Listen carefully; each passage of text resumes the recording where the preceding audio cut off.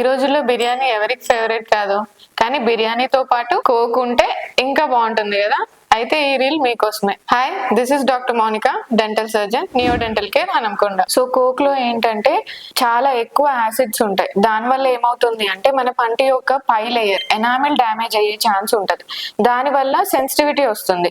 ఇంకొకటి ఏంటి, కోక్ లో హై షుగర్ కంటెంట్ ఉంటుంది.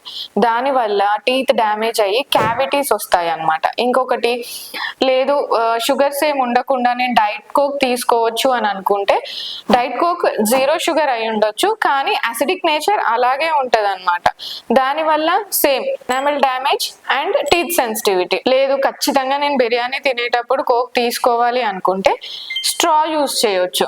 అంటే టీత్ కాంటాక్ట్ అవ్వకుండా స్ట్రాతో తీసుకోవచ్చు. చాలా ఎక్కువసేపు తాగకుండా తక్కువ సేపు, అంటే తొందరగా ఫినిష్ చేసుకునేటట్టు చూసుకోండి. అండ్ తాగిన వెంటనే వాటర్ తో గార్గ్లింగ్ చేయడము, లేదా వెంటనే వాటర్ తీసుకోవడము.